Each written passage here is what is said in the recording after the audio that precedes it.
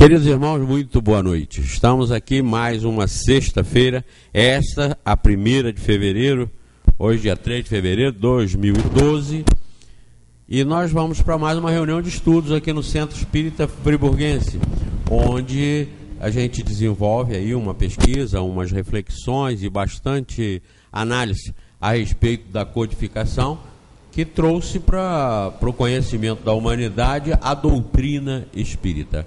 A doutrina espírita, portanto, é aquela que parte da codificação elaborada por Allan Kardec.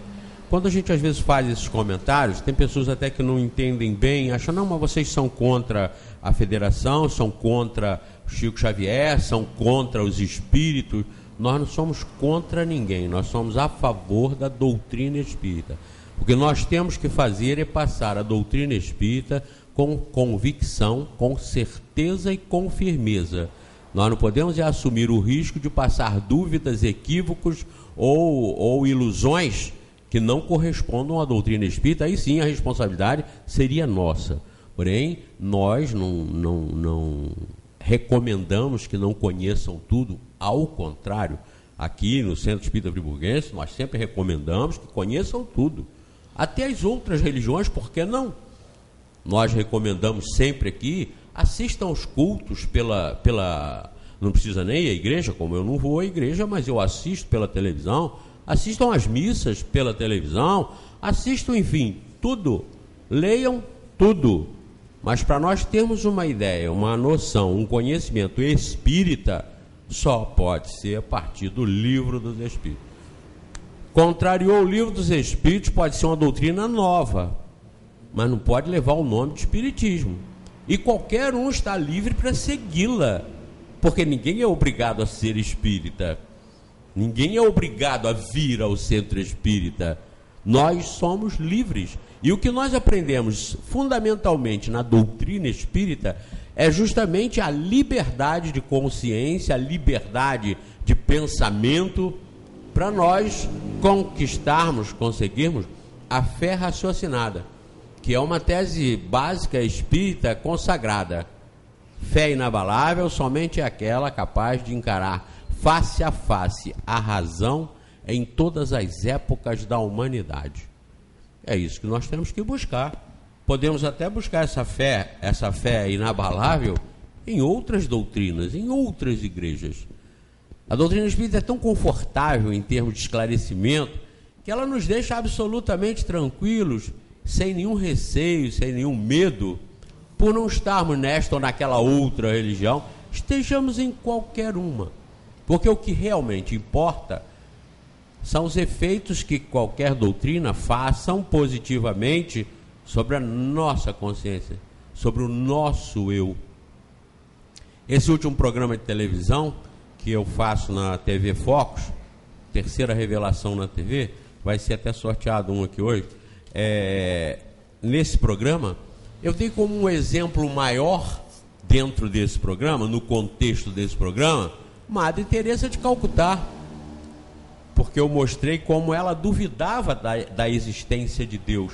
Isso dito por ela, não foi dito por alguém que fez a biografia dela, não. Dito por ela em cartas que ela escreveu, muitas e muitas cartas que ela deixou. Isso foi compilado, foi organizado e publicaram nos Estados Unidos. Madre Teresa, venha ser minha luz. Então, Madre Teresa expressa a dúvida cruel que ela alimentava, que ela mantinha no coração, da existência de Deus, já que ela lutou a vida inteira pelos pobres, pelos miseráveis, pelos abandonados, e ela não podia compreender esse Deus da igreja, esse Deus que pode tudo, sabe tudo, está em toda parte, e não tomava providência. Ela lutando com todas as forças, como fez até o fim, sem entender Deus. Então tem aí o livro, Madre Teresa Venha Ser Minha Luz, foi publicado nos Estados Unidos, com cartas escritas por ela e que não deixam nenhuma dúvida a respeito disso. Falei também nesse último programa sobre a dúvida do Papa, quando foi visitar os campos de concentração em Auschwitz, onde ele dizia onde estava Deus, que não tomou providência, que permitiu que essa crueldade acontecesse com os judeus. O Papa Bento XVI, eu mostro isso na televisão, mostro a matéria de um lado, mostro a matéria de Madre Teresa de Calcutá, Então o destaque que eu dei foi de Madre Teresa de Calcutá, que tinha dúvida sobre a existência de Deus, mas não tinha nenhuma dúvida do que ela devia fazer. Ou seja, a caridade, o trabalho altruístico, fazer aquilo que ela sabia que devia fazer, aquilo que o cristão aprende no Evangelho. Teresa de Calcutá, que não sabia, que não tinha certeza, tinha cruéis dúvidas sobre a existência de Deus, não tinha nenhuma dúvida sobre o que tinha que fazer, e foi um exemplo para a gente. E Madre Teresa de Calcutá era espírita? Não, era católica. Poderia eu estar falando sobre Martin Luther King, que era protestante? Poderia eu estar dando exemplo Mahatma Gandhi, que não era cristão? Então, olha que maravilha a doutrina espírita. Ela tem que ser conhecida a partir do Livro dos Espíritos. Contrariou o Livro dos Espíritos, como eu disse, é outra coisa. Pode ser até muito boa, pode ser até melhor, quem sabe. Eu lembro sempre também aquele moço que foi médium com Francisco Canto Xavier, que foi o Valdo Vieira. Valdo Vieira foi um grande médium, porque ele ainda está encarnado, e ele, no início, ele psicografava junto com Chico Xavier. Tem, parece que 17 obras que são do Valdo Vieira junto com Chico Xavier. E, no entanto, quando o Valdo Vieira começou a querer modificar o espiritismo, quando ele começou a querer modificar o esquema doutrinário, ele foi muito honesto e muito fiel a si próprio e respeitoso à doutrina espírita. Ele deixou o espiritismo de lado, saiu lá do Chico Xavier, saiu de federação, saiu de tudo que ele considerava espírita e criou uma religião própria, criou uma doutrina própria, a conscienciologia, que tem muita gente que gosta, que segue, que é adepto. Vejam, os mecanismos são os mais diversos em termos de doutrina, mas os efeitos têm que ser um só: transformar o homem em homem de bem, em homem honesto, honrado, sensato, e que queira para si aquilo que quer para os outros, ou queira para os outros aquilo que queira para si. Então, isso a gente aprende com a doutrina espírita. Isso a gente tem certeza que aqui no Centro Espírita Friburguense nós passamos a doutrina espírita e que ela não deixa nenhum tipo de dúvida. Dito isso, nós vamos fazer a prece para que a Ângela possa fazer o estudo da noite de hoje. Queridos irmãos da espiritualidade que nos assistem sempre, Jesus, nosso grande professor, nosso grande mestre, espírito mais perfeito que aqui já esteve, por esta razão, sua doutrina é aquela que coincide com a doutrina espírita. Mais uma vez aqui estamos reunidos em nome de Deus para analisarmos os ensinamentos que nos chegam através da doutrina espírita, para compreendermos melhor as leis de Deus e, para compreendendo melhor, agirmos melhor segundo essas informações que os espíritos superiores nos passaram e que estão contidas na codificação do Espiritismo. Muito obrigado por mais esta oportunidade e que, em nome de Deus, nós possamos iniciar a palestra da noite. Que assim seja. E com vocês, Ângela Maria. Mais uma oportunidade de exercer a paciência, né?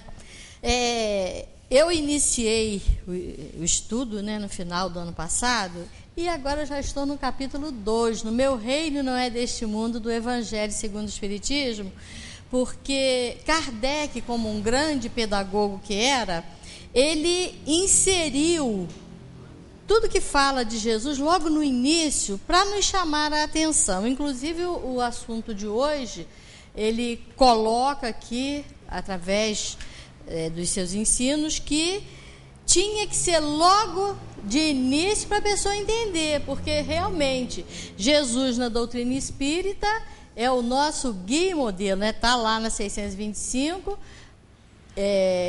qual seria, né, aquele espírito, aquele ser que a gente deveria seguir, e ele manda ver Jesus, segue Jesus, vê o que ele fez. Então, na doutrina espírita, realmente Jesus é aquele ponto para nos conectarmos, né, a Deus. Então, no meu reino não é deste mundo, nós começamos com a parábola. Tornou, pois, a entrar Pilatos no pretório e chamou a Jesus e disse-lhe: Tu és rei dos judeus? Respondeu-lhe Jesus: o meu reino não é deste mundo. Se o meu reino fosse desse mundo, certo que os meus ministros haviam de pelejar para que eu não fosse entregue aos judeus. Mas por agora o meu reino não é daqui. Disse-lhe então Pilatos: logo tu és rei? És rei? Respondeu Jesus: tu dizes que eu sou rei. Eu não nasci nem vim a este mundo senão para dar testemunho da verdade. Todo aquele que é da verdade ouve a minha voz. Então, está aqui a parábola que daqui Kardec, através dos espíritos que o orientaram na tarefa da codificação, abriu o capítulo 2. Mas nós nascemos aqui na Terra. Chega uma criança no planeta e os pais, logo assim que recebem essa criança, fazem planos. Ele vai estudar, ele vai trabalhar, ele vai ser isso. E nós vivemos a nossa vida toda na Terra pensando: quando eu estiver maior de idade eu vou fazer, vou acontecer, vou estar estudando muito. Depois eu vou me casar, vou ter filhos. E quando eu me aposentar, aí sim, aí eu vou viver. Eu vou deixar o trabalho, os compromissos e eu vou viver. E com isso, nós vamos nos iludindo. Porque quando nós mergulhamos na matéria, né, quando nós viemos da espiritualidade para cá, nós somos agregados ao corpo, célula por célula, átomo por átomo. Então, realmente, quando nós estamos aqui nessa escola que é a Terra, nós nos sentimos da Terra. Mas não podemos nos iludir, né? Por maiores que sejam os planos para a nossa vida, para sermos bem-sucedidos na Terra, nós temos que pensar que vai chegar o momento que nós vamos ter que partir.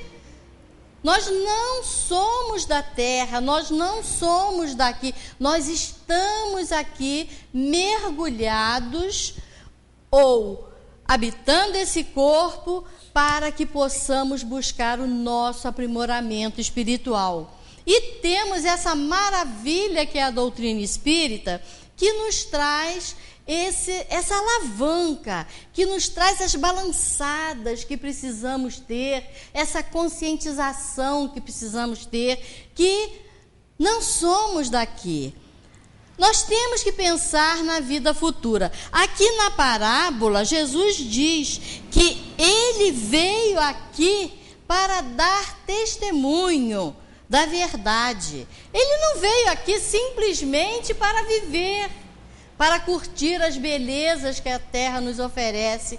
Não, ele veio para deixar marcas luminosas nesse planeta. Ele veio para dar testemunho da verdade, porque Moisés veio e trouxe os 10 mandamentos, mas nós espíritos ainda estávamos muito atrasados, muito infantis, muito crianças. Então era necessário que viesse Jesus e desse outra balançada em nós, espíritos que estamos buscando a nossa perfeição. Então ele nos falou da vida futura. A vida futura que é colocada aqui no Evangelho segundo o Espiritismo, fala claramente da vida que não é essa que estamos tendo aqui. Porque, como eu falei ainda há pouco, ninguém fica aqui. O avô dele costumava brincar muito com a gente. Olha, dizem que vai ficar uma Maria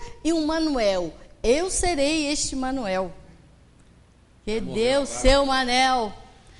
Mais de 40 anos, ele já se foi. Com certeza aquele espírito já deve estar reencarnado, né? Era uma pessoa muito dinâmica, muito batalhadora e certamente já está de retorno aqui entre nós. Mas, na época, era isso que ele entendia, né? Eu estou aqui, dizem que vai se salvar um Manuel e uma Maria, né? Então, Achava que era ele. Mas Jesus está nessa parábola nos chamando claramente à realidade da vida futura, que deve ser, todos nós temos que ter essa consciência, deve ser o objeto principal das nossas preocupações. Todos nós temos que nos preocupar com a vida futura.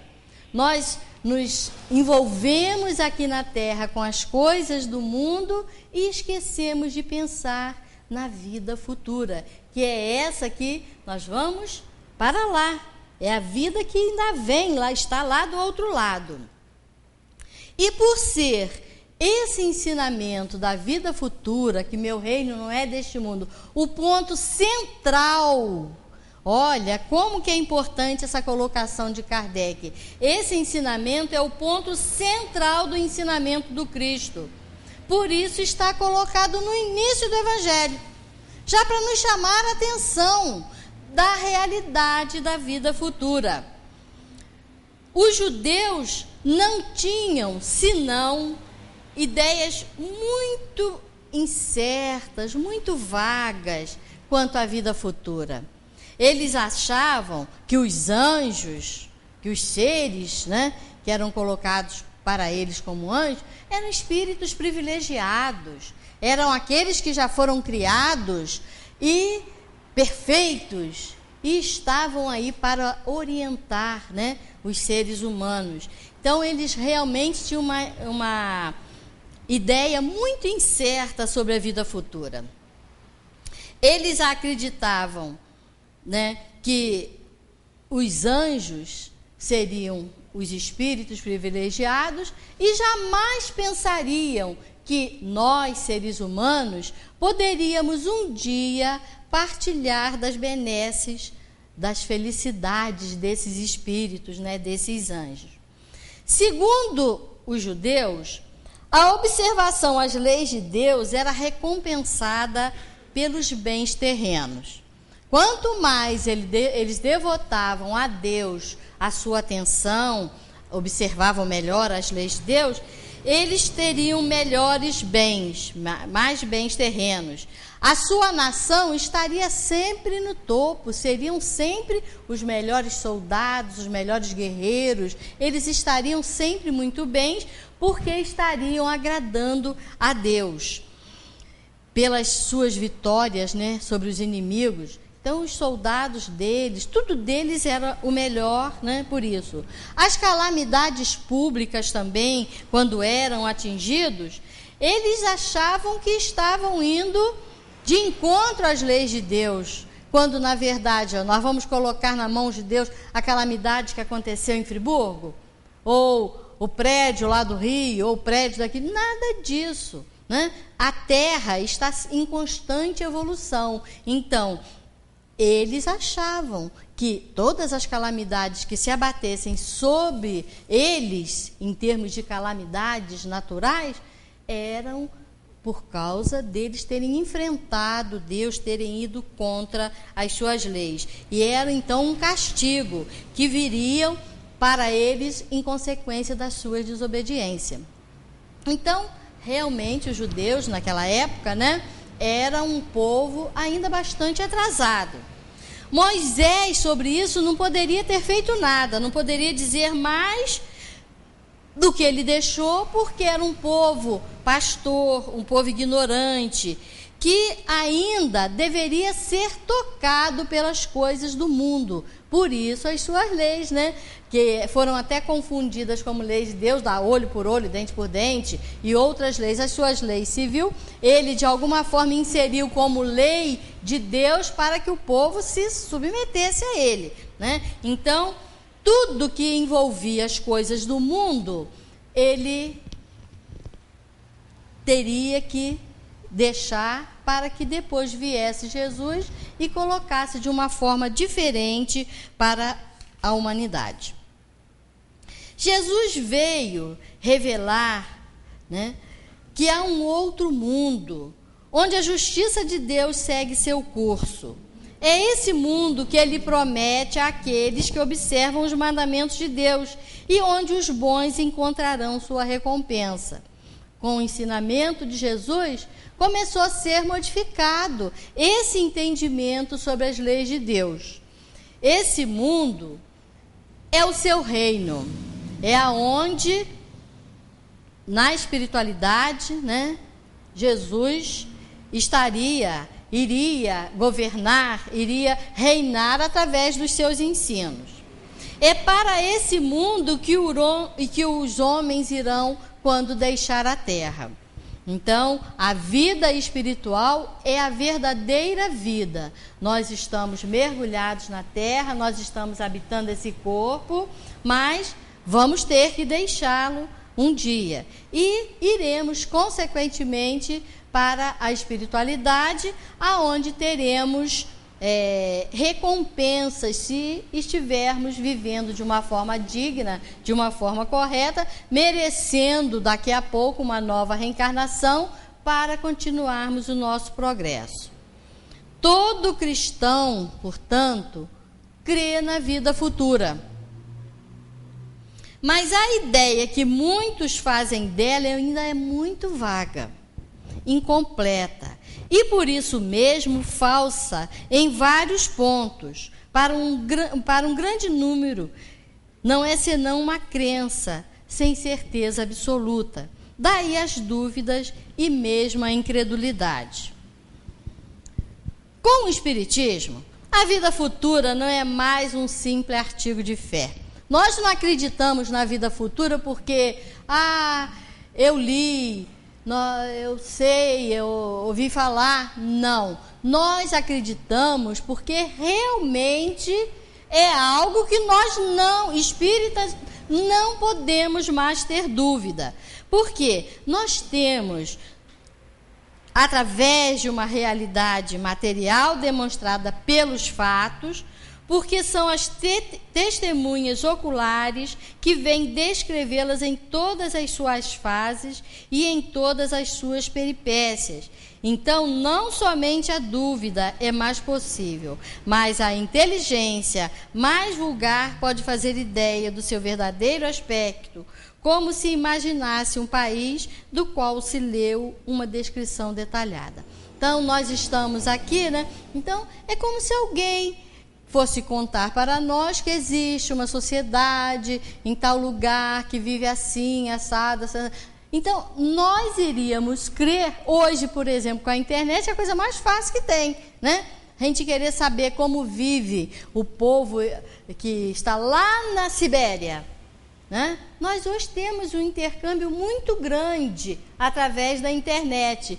E que dirá, né, em termos espirituais? Os espíritos, através do livro Céu e o Inferno, nos relatam detalhes e mais detalhes das suas experiências, né, nos desencarnes, como existe, como foram recebidos, se eles viveram bem, se eles tiveram boas atuações na Terra, se foram homens de bem, eles com certeza vem dar esses testemunhos. E a gente não vem mais só acreditar por dizer eu acredito, mas nós temos, portanto, a certeza, né, dessa vida espiritual. E nós temos aqui um caso, né, de um povo da caverna.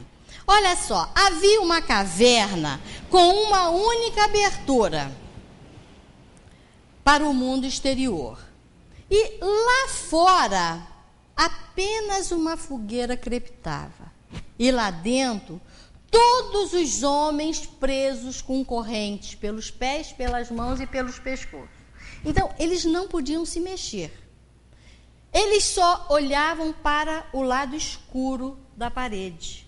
E eles só viam sombras. O fogo atrás crepitando, eles só viam horrores, né, se demonstrando na parede. Então, passado muito tempo, um prisioneiro conseguiu se soltar. Ele se agiu daqui, agiu dali e fugiu, saiu. Quando ele saiu, quando ele bateu lá fora, ele, cego, porque vivendo anos e anos naquela cegueira, naquela escuridão, ele bateu lá fora e ele não enxergava nada.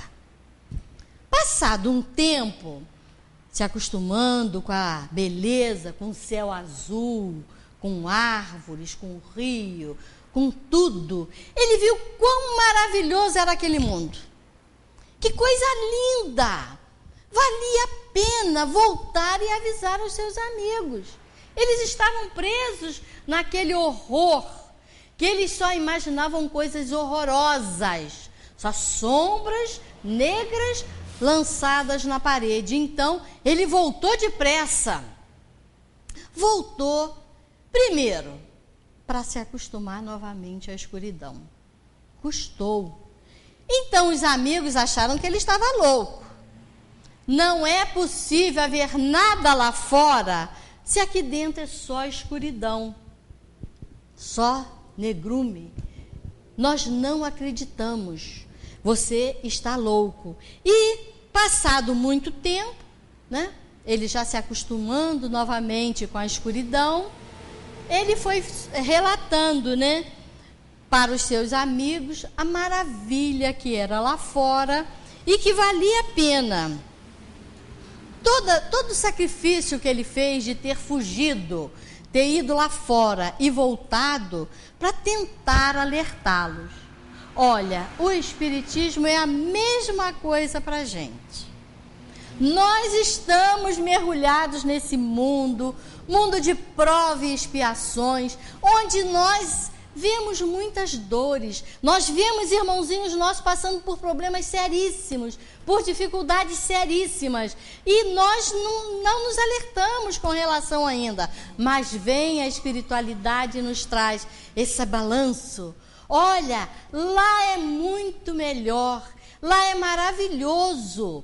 Todos vocês têm que ter essa consciência. Vale a pena se sacrificar hoje e ser liberto amanhã. Nós seremos libertos, sim, da matéria. Nós sairemos desse vale de dor, de sofrimento, de amargura, mas quando nós nos fizermos merecedores. E nós só vamos nos fazer merecedores através do empenho que cada um de nós fizer para si mesmo. Ninguém pode evoluir para ninguém. Olha, nosso irmão, eu hoje fiz tudo para ele fazer a palestra. Por quê? Tem muita facilidade, tem tranquilidade, enfrenta a plateia tranquilo, né?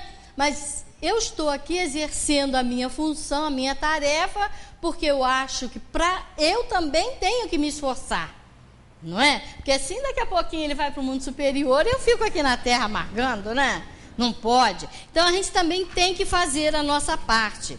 Então, a maior de todas as ignorâncias é rejeitar uma coisa sobre a qual você nada sabe. Então a gente tem que pesquisar. Aquele que não sabe o que é doutrina espírita tem que pesquisar. Isso aqui é um pensamento de H. Jackson Brown. Então, ele é que conta aqui, né?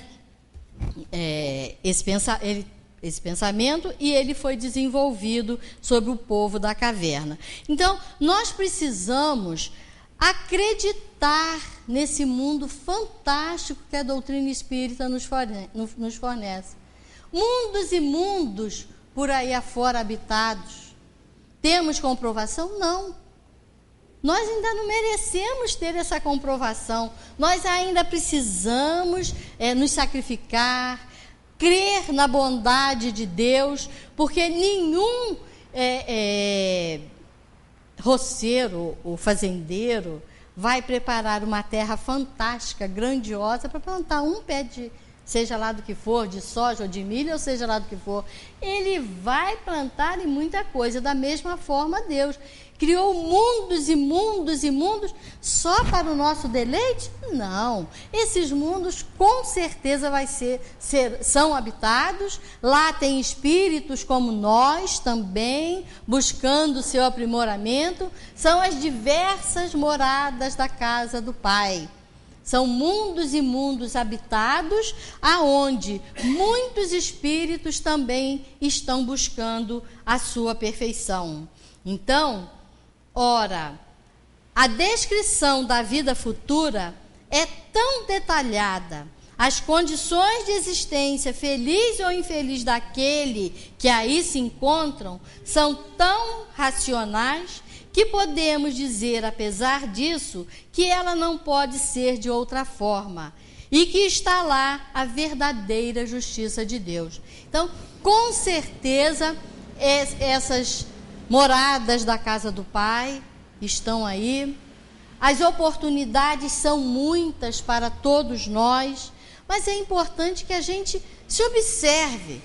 Não vamos fazer, nascemos, vamos para a escola, namoramos, casamos, temos filhos e depois vem a aposentadoria. E o que eu fiz da minha vida? Cada um tem que se avaliar. Nós não estamos aqui para nos distrairmos com essas coisas que o mundo nos dá. Temos aqui, nesse capítulo, uma declaração de uma rainha de França que nos conta a sua história. Ela foi rainha no mundo. Quem poderia, melhor do que eu, compreender a verdade dessas palavras de Jesus? Meu reino não é deste mundo. O orgulho me perdeu sobre a terra. Quem, pois, compreenderia o nada dos reinos do mundo se eu não o compreendesse? O que foi que eu levei comigo da minha realeza terrena? Nada, absolutamente nada. E como para tornar a lição mais terrível, ela não me acompanhou sequer até o túmulo.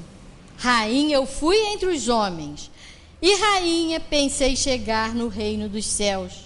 Mas que desilusão!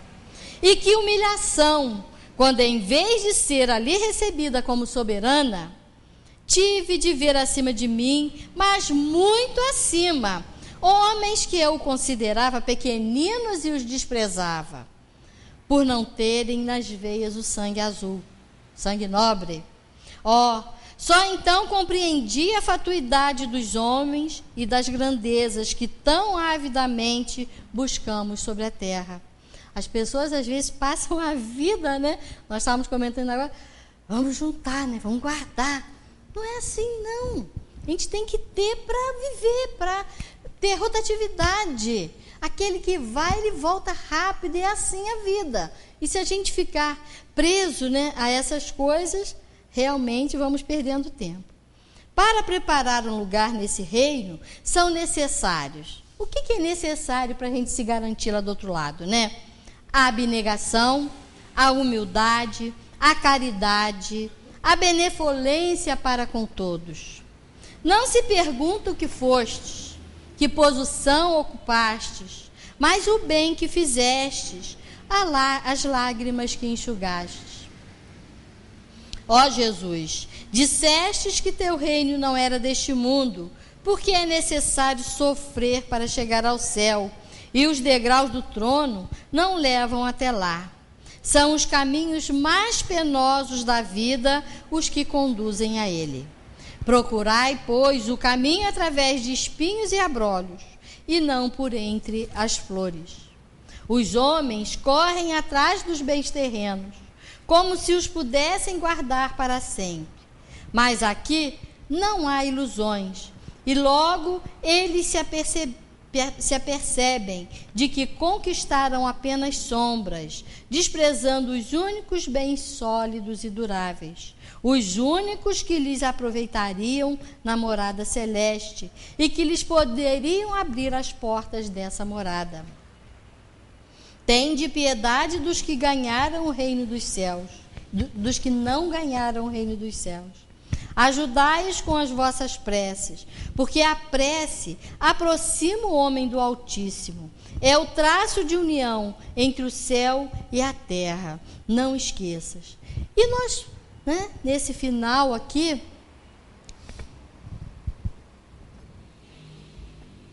esse espírito, né, nos chama a atenção da prece. A prece é algo fantástico na nossa vida. Nós precisamos fazer mais, exercê-la mais. Porque quando nós pedimos, essa prece vai, né? Isso vai toda a vida. E em algum momento vai vir o retorno se formos merecedores. Mas às vezes, dentro da nossa ignorância, eu pedi, não fui atendido. Nada disso. Se eu fosse atendida, não seria bom para mim. Então, Deus sabe certinho o que é necessário para nós. Nós, dentro da nossa ignorância, pedimos. Mas é necessário saber o que nós estamos pedindo. E também ter aquele momento de agradecer. Quando nós pedimos, recebemos, né, aquilo que nós almejávamos tanto. E temos que parar também para agradecer. Porque assim, do que está valendo a prece? Somente pedir? Não, agradecer é importantíssimo e a prece nos aproxima de Deus. Nos aproxima através desses mensageiros espirituais que todos nós temos. Nós não fomos jogados aqui nessa escola, vai e se vira, não. Todos nós temos um espírito amigo que está sempre a falar conosco, a nos orientar. Mas é importante que a gente busque a sintonia através da prece. A prece vai nos trazer essa harmonização com esses espíritos amigos que estão sempre, busca, vamos tentar. Mas a gente fica cego, surdo e mudo. Então, é importante que a gente mais esqueça desse meio maravilhoso que temos de buscarmos, né, através da prece, essa união com Deus, através dos seus mensageiros de amor. Então, não tenhamos dúvida da grandeza, da realeza de Jesus, né, que nos disse que o reino dele não é deste mundo. Isso todos nós compreendemos, mas sobre a terra, ele não tem também uma realeza? Olha que bonito isso aqui. Ele não marcou uma época aqui na terra, ele dividiu o antes de Cristo e depois de Cristo. Então, ele marcou para os cristãos, pelo menos, né, uma era, né, a era cristã. Então, para os cristãos, ele seria o espírito mais evoluído, aquele espírito que veio aqui trazer e desempenhar com exemplo, porque ele não deixou nada escrito, né? Quem escreveu foram os evangelistas. Ele apenas vivenciou tudo que ele veio ensinar. E com isso, ele marcou essa era, né? O título de rei nem sempre exige o exercício do poder temporal. Ele é dado por consenso unânime aos que, por seu gênio, se colocam em primeiro lugar em alguma atividade, dominando o seu século e influindo sobre o progresso da humanidade. É nesse sentido que se diz: o rei ou o príncipe dos filósofos, dos artistas, dos poetas, dos escritores, né? Então, nós temos aí uma série de pessoas que marcam essa sua realeza através dos seus feitos para o mundo. Essa realeza que nasce no mérito pessoal, consagrada pela posteridade, não tem muitas vezes maior preponderância que a dos reis coroados, aqueles que nascem nas famílias, né? E dali já vão ser reis naturalmente por uma sequência de família. Esses que marcam através de seus méritos, do poeta, os artistas e todos os filósofos. Ela é imperecível, enquanto a outra depende de circunstâncias, né? Essa realeza. Ela é sempre abençoada pelas gerações futuras, enquanto a outra é às vezes amaldiçoada. A realeza terrena acaba com a vida, mas a realeza moral continua a imperar sobre tudo depois da morte. Sobre esse aspecto, Jesus não é o rei mais poderoso que muitos potentados? Foi com razão, portanto, que ele disse: eu sou o rei, mas o meu reino não é deste mundo. Então, a gente vê, né, a grandeza do Mestre Jesus aqui na terra, ele que veio entre nós para exemplificar, né, toda a sua dor, né, aquela dor moral. Não que ele tenha sofrido fisicamente, mas a dor moral de ver, né, aqueles seus seguidores o negando, desconhecendo, eu não sei quem é, né? E com isso, para encerrar a nossa fala da noite, que aí nosso irmão aqui completa, né? Todos vocês conhecem a história do Pequeno Príncipe, né? Antoine de Saint-Exupéry deixou, né, esse livro. E esse livro é sempre comentado por um, por outro, né? A Sueli sempre gosta de comentar aqui a história da raposa e das uvas, né? Já que ela tentou pegar as uvas e não conseguiu, estão verdes, né? E uva verde faz mal para os dentes, então não é bom. Então, a gente sabe histórias e mais histórias, né? E essa história aqui, eu achei assim, de muita importância para a gente encerrar o estudo daqui da noite. Que quem nos conta foi, quer dizer, que está dentro, né? Antoine de Saint-Exupéry, que conta a história de um piloto que lutou contra os nazistas e foi morto em combate. Mas antes, né, de acontecer isso com ele, ele foi preso. Ele foi preso por estar realmente, né, entre os nazistas, trabalhando ali na guerra, e ele foi realmente capturado, jogado numa cela, e ele tinha certeza da sua morte iminente. Então, tudo dele foi tirado, jogado numa cela, lá no subsolo, apenas esperando a execução. E, com isso, ele tinha certeza que seria morto. Fiquei terrivelmente nervoso e perturbado. Remexi em meus bolsos para ver se havia algum cigarro. Porque eles tinham tirado tudo, né? Que se tivesse escapado lá, né, na revista. Encontrei um por acaso. E as minhas mãos muito trêmulas, mal podia levá-lo aos lábios. Isso aqui está errado porque cigarro não se aproveita, mas é só para aproveitar a história, né? Mas eu não tinha fósforos. Eles haviam levado.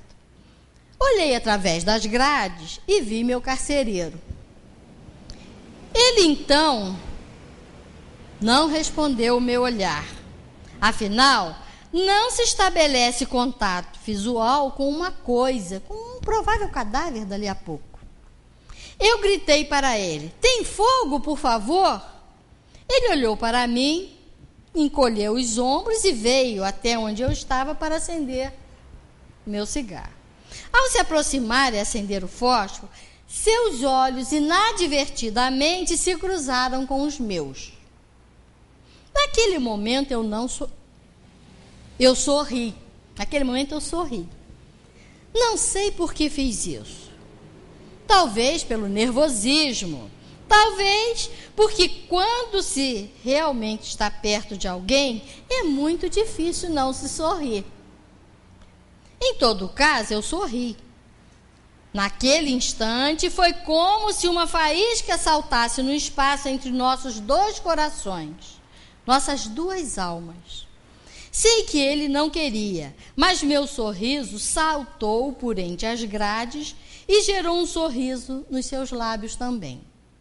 Ele acendeu meu cigarro, mas permaneceu perto, olhando-me diretamente nos olhos e continuando a sorrir. Continuei sorrindo para ele, agora consciente da pessoa e não apenas do carcereiro. Aí ele viu no carcereiro um ser igualzinho a ele, né? E seu olhar para mim também parecia ter nova dimensão. "Você tem filhos?" ele me perguntou. Sim, tenho sim. Tirei minha carteira rápido do bolso, nervosamente, e mostrei as fotografias da família.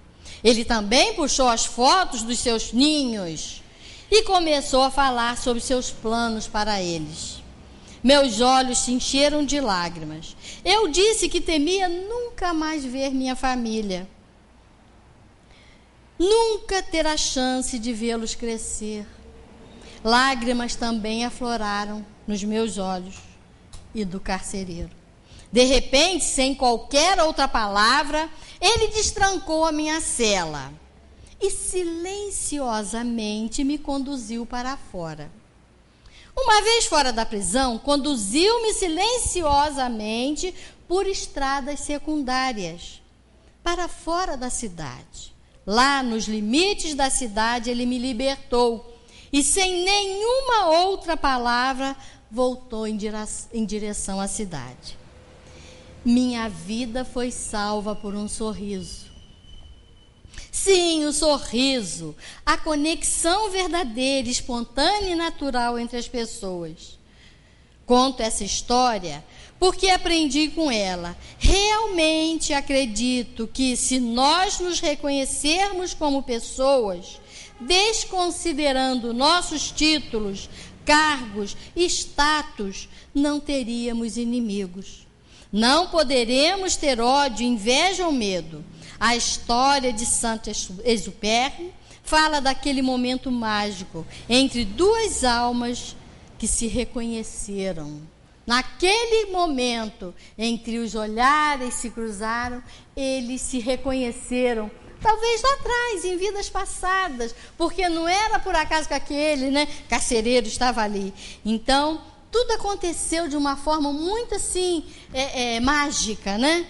Um sorriso genuíno dirigido a outra pessoa diz um bocado de coisas. Diz: eu aceito como você é, de maneira incondicional. Quando você sorri para outra pessoa, ela se sente valiosa, importante e digna.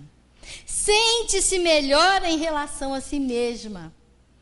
E o que custa você é um simples sorriso, uma expressão autêntica de cordialidade. Vamos sorrir? Olha só, às vezes a gente passa, por um amigo, um ser, ou um irmão nosso jogado numa calçada, ou um familiar nosso, em mil circunstâncias. Um sorriso vai falar tudo. Então vamos sorrir mais, vamos agradecer essa oportunidade grandiosa que estamos tendo nessa nossa atual reencarnação. É magnífica estarmos na Terra, escola de nossas almas. Nós ainda somos espíritos muito imperfeitos, mas temos certeza, nós vamos crescer, nós vamos evoluir. Nós seremos anjos um dia. Está aqui na lição de hoje, Como lá atrás, nós estamos tendo essa oportunidade. Então, que Deus nos abençoe e até uma próxima oportunidade. Como nós vimos, sofrimento é uma coisa muito relativa. Tem pessoas que não sofrem porque não têm os pés e tem pessoas que sofrem terrivelmente porque não conseguiram comprar um sapato novo para ir a uma festa, apesar de já terem, às vezes, 50 pares de sapato. Então, isso tudo é uma coisa muito relativa. Como ela disse a respeito de Jesus, Jesus não sofreu fisicamente porque superava o sofrimento com a compreensão, mas sentia a dor que todo mundo sentia. Não significa que o homem que sofre é o homem que sente dor. O indivíduo pode não sentir dor e estar sofrendo amargamente. E o indivíduo pode estar sentindo dor e não sofrendo em função daquilo, porque não está revoltado, não está odioso, não está desejando mal para ninguém. Então, realmente, sofrimento é muito relativo. Nós todos convivemos com situações que podem ser sofridas ou não, de acordo com a nossa maneira de compreender. Pessoas que querem ser ricas para terem felicidade e não sofrer, e sofrem e são infelizes. E pessoas que são pobres e humildes, que conseguem ser felizes e não sofrer. Então, vejam bem, a questão não está no universo, a questão não está lá fora, a questão não está nos outros. O grande problema está em nós mesmos. Nós é quem temos que modificar a nós próprios. Aí eu digo, como eu disse no início da nossa reunião, aí depende exclusivamente da gente e nem depende da religião. O que a doutrina espírita faz com bastante lógica, com bastante firmeza, é justamente passar para nós que gostamos da doutrina espírita, que estudamos a doutrina espírita, passar essa tranquilidade pelo nosso raciocínio, pela nossa lógica, pelo nosso bom senso. Eu costumo provocar muito dizendo assim, fazendo um chamado: coloquem-se no lugar de Deus e vejam-se no lugar de Deus. Vocês não dariam uma solução melhor para o mundo? Claro que vocês dariam, mas isso à luz de uma única vida, à luz de um único planeta habitado. Quando você amplia isso para um universo habitado, como ela disse, não teria lógica Deus fazer um infinito com septilhões de planetas, de mundos, para colocar habitação, para desenvolver inteligência somente na Terra. Isso não faz sentido. A crer, como ela disse, que a gente não tem a prova, não tem a prova concreta, material, mas tem a prova circunstancial, e eu posso até garantir que temos a prova matemática da existência de inteligências em outros planetas. Ter essa fé é uma questão de raciocínio, é uma questão de bom senso. Por isso que ela estava falando aqui no estudo. Um grande lavrador não vai preparar dezenas de hectares de terra para plantar um pé de couve, para plantar um pé de milho. Quem faz uma grande aragem, um grande preparo de terra, está intencionado em plantar toneladas e toneladas de grãos. Da mesma forma, não poderia ser a inteligência suprema, o criador de todas as coisas, criar um universo infinito e esse subproduto da criação, que foi a Terra, ser o objeto e a razão de toda a criação universal. Então vejam, nós temos certeza da pluralidade dos mundos habitados, não só pelo ensinamento do Evangelho, que na casa do meu pai existem muitas moradas. Logo, a casa de Deus é o universo, é o infinito. Se na casa de Deus tem muitas moradas, essas moradas só podem ser fora da terra, não é? Então, além desse ensinamento evangélico, nós temos o da própria ciência, que calculando matematicamente, os astrônomos chegam à conclusão de que só na nossa Via Láctea, só nesse nosso conglomerado, nesse nosso vilarejo de planetas e de estrelas, nós temos mais de 2 bilhões de planetas semelhantes à Terra e 100 mil civilizações no mínimo, como chegou à conclusão o astrofísico Frank Drake, cientista americano que até hoje pesquisa essas coisas. Isso bate com a doutrina espírita. Então nós não somos espíritas e divulgamos o espiritismo por fanatismo ou por uma questão simplesmente de fé. Nós divulgamos e gostamos do espiritismo porque o espiritismo bate com toda a evolução da ciência, com toda a evolução do pensamento livre, da filosofia. Então isso é agradável, isso é agradável. Nós não temos que ser adeptos desta ou daquela doutrina, desta ou daquela religião, porque os outros são adeptos. Nós temos que ser adeptos daquilo que nos convença, daquilo que realmente nos dê a tranquilidade. Não importa o que 1 bilhão de pessoas esteja achando, importa o que eu estou achando. Eu vou analisar e vou ficar com aquilo que eu acho que deva ficar. Então, compreender que o nosso reino não é desse mundo é muito difícil. A gente ouve, a gente sabe que isso aí envolve uma grande revelação, mas é muito difícil. A primeira coisa que nós achamos quando entramos na escola Terra é achar que o reino é aqui mesmo. Meu reino é desse mundo. E a gente muitas vezes só vai pensar nisso quando a dor bate na porta. Quando a dor bate. Ou quando não bate a dor, quando a gente é mais novo, a velhice. A velhice começa a mostrar que não está chegando a hora. Está chegando a hora. Quando a gente começa a se olhar no espelho e a perceber que nós somos jovens que sofremos uma tragédia do tempo, não é? Somos perfeitamente jovens, só que foi submetido a uma tragédia do tempo. Aí a gente começa a pensar, realmente tem que ter alguma coisa a mais, não pode terminar aqui, porque a nossa hora já está chegando, já estamos de partida. Hoje, quando eu disse para uma pessoa que me telefonou, e que comentou a morte de um parente dele, comentando e tal, saiu a seguinte colocação. Eu falei, você, disse eu para ele, nunca esteve tão perto da morte como hoje. Ele falou, mas por quê? Eu falei, porque ontem, ele pensou que eu soubesse algum mal que ele estivesse, né? Eu falei, não, porque ontem você tinha um dia a mais longe dela. Vejam que a cada dia nós caminhamos para a morte. Então, nós nunca estivemos tão perto dela como hoje. E quando ela virá? Eu até vou desenvolver depois uns comentários sobre isso na televisão, no programa espírita, a respeito dessa previsão dos maias, do término, não é término do mundo em 21 de dezembro de 2012, mas é um ciclo que se fecha no calendário maia, que já está se fechando um pouco mais para lá, um pouco mais para cá. Os maias, eles não existiram só para nós maiaês, né? Tem gente que acha que os maias a gente pode maiar. Não, os maias têm que ser levados a sério, porque foi um povo altamente intelectualizado, altamente desenvolvido.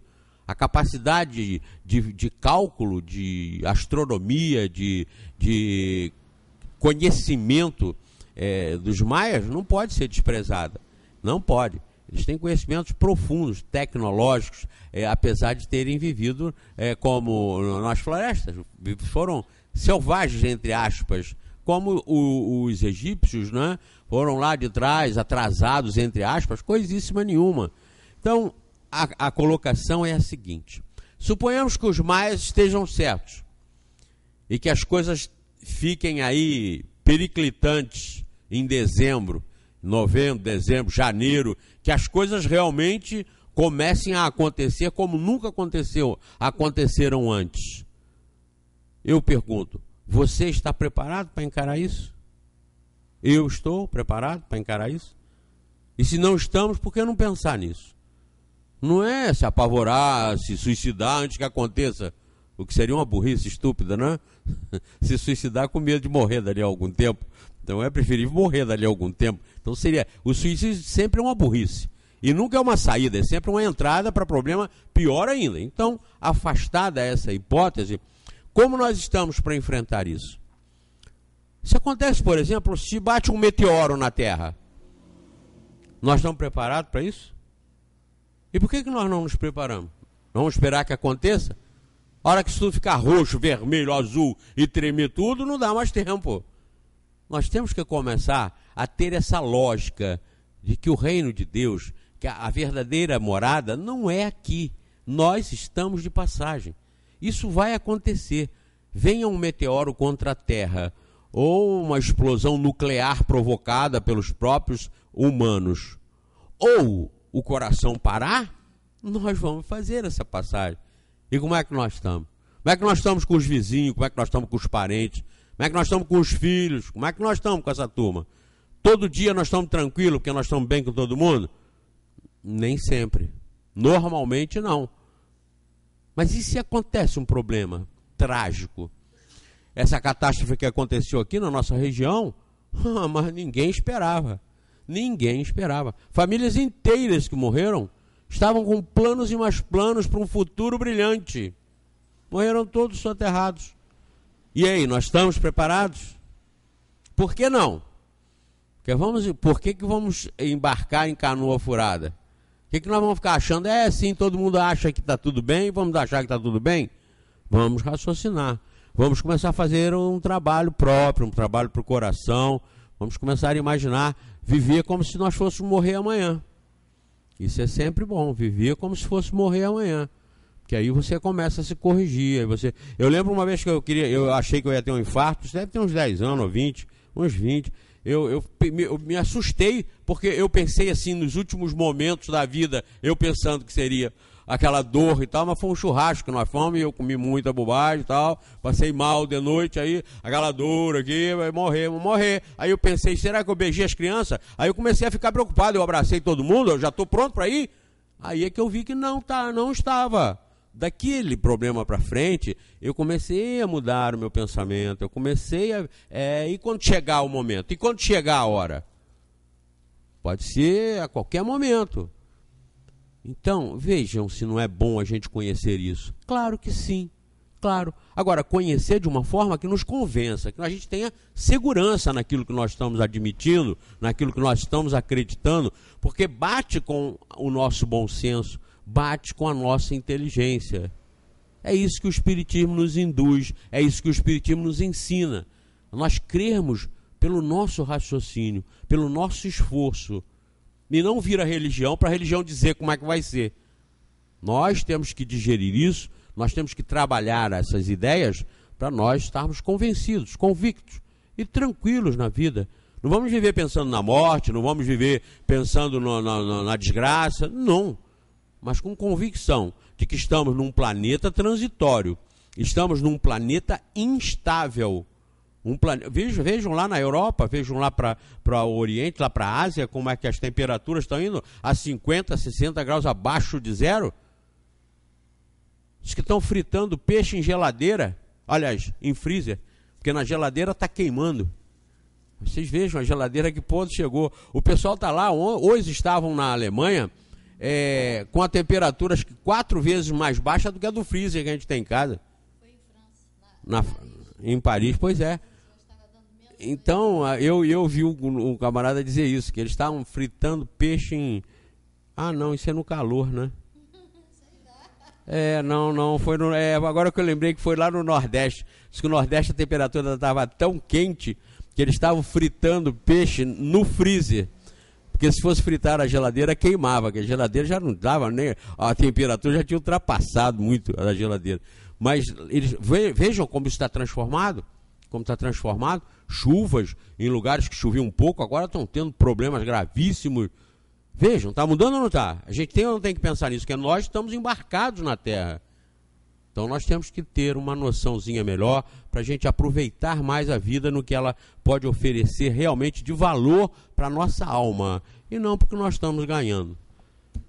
Em termos de dinheiro, né? Em termos de patrimônio, em termos de bens. Eu hoje ainda vi um senhorzinho, que eu trabalhei com o irmão dele, e já na época ele era um economista, um grande economista, um homem de cultura, envolvido até na época do governo Getúlio Vargas e tal, depois de Getúlio Vargas, ele era jovem naquela época, e eu vi ele, é muito rico, mas ele está num estado assim já na tábua da beirada, como costuma se dizer na gíria, na tábua da beirada, e eu pensando, quanto ele deve estar deixando de patrimônio, de dinheiro, quanto deve estar deixando, porque não vai levar, e como está indo como alma resolvida.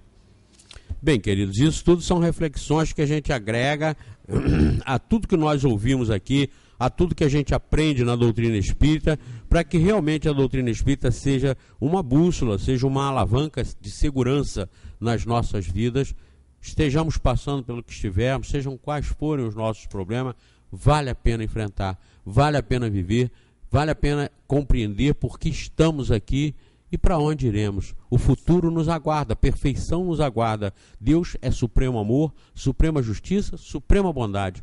Não nos criou para outra coisa senão para sermos perfeitos. E é para lá que nós estamos indo. Como as crianças que estão passando pelas escolas estão indo para as universidades, para o doutorado, para o mestrado. Nós estamos passando pela Universidade da Terra, pela escola terrena, e vamos alcançando outras, até sermos perfeitos, dentro do contexto da bondade, justiça e perfeição de Deus.